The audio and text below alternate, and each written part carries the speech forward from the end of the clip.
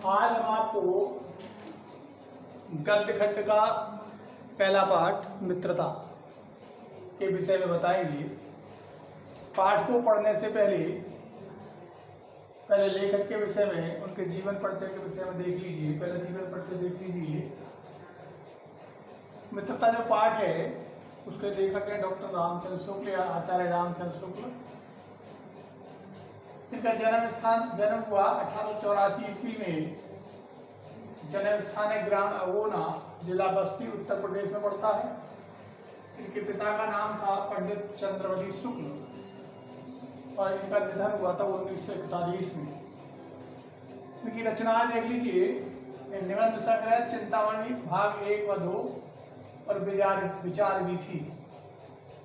आलोचना है रश्मिमांसा और त्रिवेणी। इतिहास है हिंदी साहित्य का इतिहास इन्होंने लिखा है। संपादन इन्होंने किया जायसी ग्रंथावली, सूर्य ग्रंथावली, भरभर गीत सार, आनंद कादम्बनी और नागरी प्रचारणी पत्र का। एक खंड का भी लिखा है, उसका नाम है अवगण्य वध। कहानी है 11 वर्ष का समय। तो इस तरह से ये जो है इनकी मुख्य रचनाएं हैं। विशेष बात यह है कि काशी नागरी प्रचारणी सभा ने इनको हिंदी शब्द सागर का संपादन करने के लिए बुलाया और हिंदी साहित्य जगत में इन्हें आलोचना का सम्राट कहा जाता है। इनके समकालीन गद्य के युग को शुक्ल युग की संज्ञा दी गई, यानी जिस युग में इन्होंने लेखन कार्य किया उस युग को शुक्ल युग कहा गया है। साहित्यिक परिचय देख लिए। शुक्ल जी कुशल संपादक भी थे। इन्होंने सूर, तुलसी, जैसे महाकाव्यों की प्रकाशित कृतियों का संपादन कार्य भी किया। इन्होंने नागरी प्रचारणी पत्रिका और आनंद कादम्बनी जैसी पत्रिकाओं का संपादन भी किया। हिंदी शब्द सागर का भी संपादन किया। शुक्ल ने निबंधकार के रूप में हिंदी साहित्य की विशेष सेवा की। इन्होंने विशेष रूप से मनोभाव संबंधी और समीक्षात्मक संबंधी निबंध लिखे।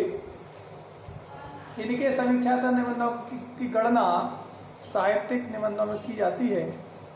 आलोचना के रूप में शुक्ल जी ने हिंदी साहित्य की अविस्मरणीय सेवा की। इन्होंने हिंदी साहित्य का इतिहास नामक कृति की रचना कर हिंदी को बड़ा योगदान दिया। शुक्ल में कवि प्रतिभा थी। इन्होंने कहानी व्यथा पर भी अपनी लेखनी चलाई।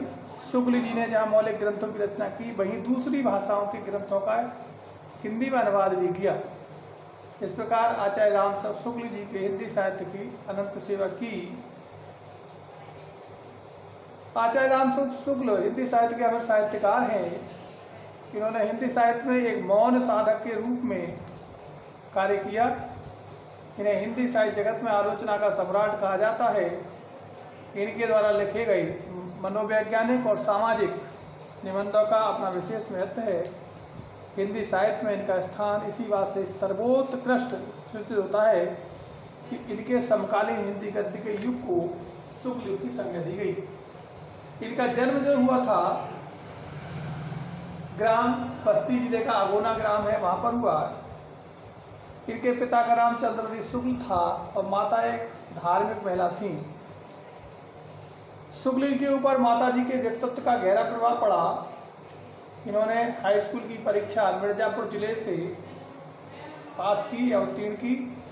इंटरमीडिएट में आने पर इनकी शिक्षा बीच में छूट गई और कुछ समय बाद इन्होंने मिर्जापुर न्यायालय में नौकरी कर ली, परंतु स्वभाव ज्ञान पूर्ण न होने के कारण इन्होंने नौकरी से त्यागपत्र दे दिया और मिर्जापुर के एक स्कूल में चित्रकला के अध्यापक के रूप में कार्य करने लगे।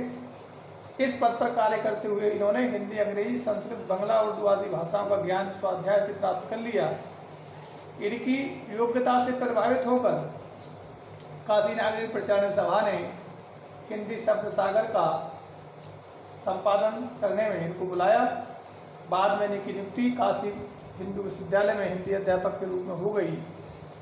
डॉक्टर श्याम सुंदर दास के अवकाश ग्रहण करने के बाद इन्हें हिंदी विभाग का अध्यक्ष नियुक्त किया गया और इसी पद पर कार्य करते हुए इन्होंने 1941 में इस संसार से विदा ली।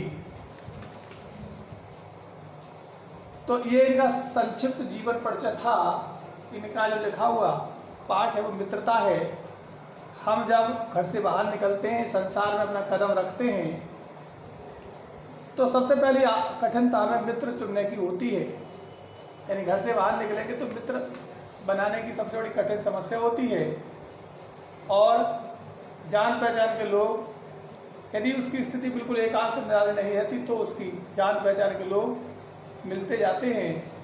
थोड़े ही दिनों में लोगों से उसका हेल मेल हो जाता है और यही हेल मेल बढ़ते हुए मित्रता के रूप में बदल जाता है।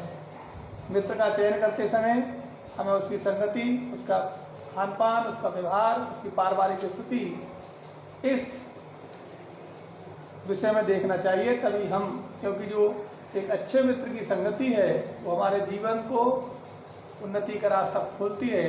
यदि किसी बुरे मित्र की संगति आपको मिल गई तो वो एक चक्की के समान हमें घुमाती रहती है और हमें अवनति के गड्ढे में गिरा देती है, जिससे हमारा विकास नहीं हो पाता। तो इसलिए मित्र का चयन करते समय विशेष ध्यान रखें। इस बात का इसमें विशेष रूप से बताया गया है। इनको पढ़ें और पढ़ने के बाद पैराग्राफ को पढ़ेंगे और पैराग्राफ पढ़ने के बाद उसके नीचे जो प्रश्न उत्तर होंगे उन प्रश्नों के उत्तर आपको अपनी भाषा में लिखने होंगे। ये आपका काम है।